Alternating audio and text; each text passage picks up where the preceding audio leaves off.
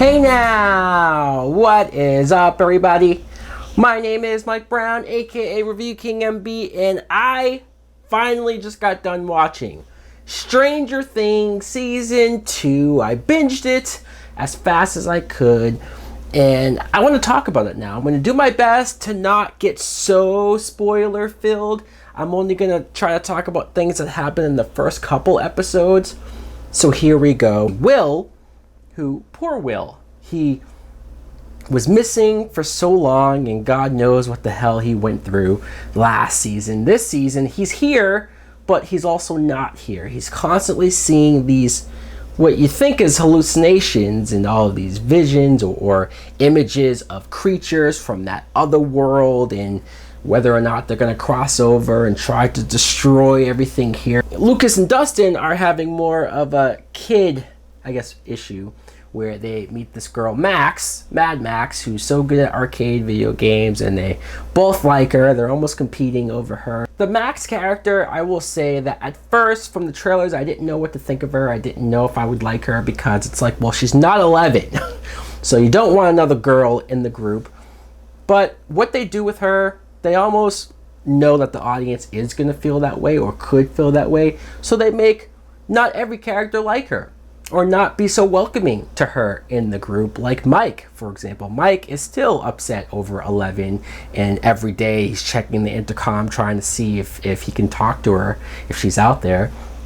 So he's very much against this girl joining the group, doesn't want anything to do with her. She has this brother, or whatever he is, and he's just so mean to her, cruel to her, so much to where I felt so bad for this girl. I'm like, come on guys, just let her join the group. Chief Hopper, he is still my favorite character of the show. I really like this actor. I was wondering if they would give him something juicy to deal with, and just give him maybe his own stuff to do, and he does. You see that he's been helping out 11. I love that. I love seeing just the two of them in their relationship, and how he's starting to think of her as a daughter. And 11, at first I thought, okay, you're going to have maybe the first 4 or 5, maybe even 6 episodes where she's not really there. She's going to be off, and we're going to be dealing with this, and then she'll show up. She'll make her triumphant return. But no, she's there from episode 1. She's there. She gets her own side plots, her own stuff to do that's very juicy, very interesting, backstory stuff that I just was not prepared to get with her, but I loved. Winona Ryder still gets a lot of good stuff to do, great acting to do once again, just her dealing with her son again, and her trying to save him and be there for him. Sean Astin as Bob. I ended up loving Bob. I did. He was such a good guy, such a nice guy. He's dating Winona Ryder, and he's very square, if I can be honest with you. So at first I didn't know what to think of him. I didn't think I would like him. The love triangle, the ongoing love triangle, still going on. Nancy, her boyfriend Steve, and Jonathan.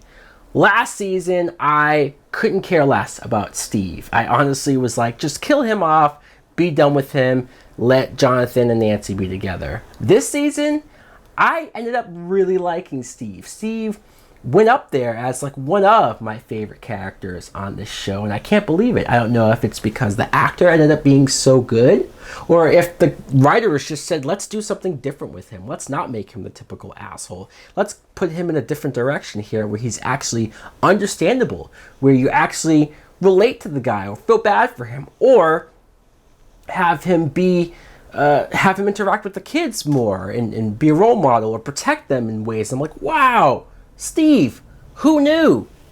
And justice for Barb. I just want to mention this because people were very upset last season that almost no mention of Barb's death. But here we deal with it. Here, there is justice for her, and I did like that. 11 is great. She is. Millie Bobby Brown, she's really good as this character. She is so vulnerable, but yet so powerful, and you wonder which direction she's going to go with everything. I loved her. And the effects, you could tell the budget's upped a little bit. I really love this writing. People complain about, I saw some people complaining about the nostalgia factor of this show, or the fact that it's 80s galore. And first of all, screw off. Seriously, if you're somebody who's like, oh, this show is just too nostalgic or has too much catering to... It's like, this show takes place in the 80s. How could you not expect them to have 80s references or 80s music or just things that are from that era? It makes sense. Like, I don't understand what people want from it. And if you think they're catering, well, then don't watch. If it's really that big of an issue for you, don't watch, because this writing's amazing. It is. The characters and how much I care about them and how much time, care, and effort is put into each and every side plot and how it all eventually comes together. This is writing that I just beg for from network TV, regular TV. I'm sitting there watching certain superhero shows or certain shows that I like, but I just want more from. And I try to explain that in reviews, and some people don't understand. Like, what are you asking for? I'm asking for writing like this. So, obviously, I really enjoyed Stranger Things Season 2. I want to mention really quick, Paul Reiser. It was good to see him here. He plays one of the doctors who you're wondering, is he just another Matthew Modine character?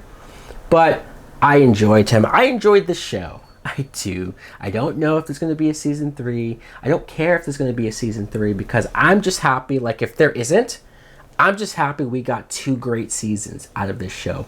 And then if there is a season 3, then I'll be interested and glad to see a season 3. So guys, let me know in the comments below, what did you think of Stranger Things Season 2? Did you like it or love it as much as I did? Or were you one of those people who just don't get it and you didn't care for it? Whatever, that's cool. Let me know. Thanks for watching. Like, comment, subscribe. Later! These silent screams became a part of me. I'm moving past that. Please won't you free my soul? Can't hardly breathe in this society. I'm just a madman. Please, it's real.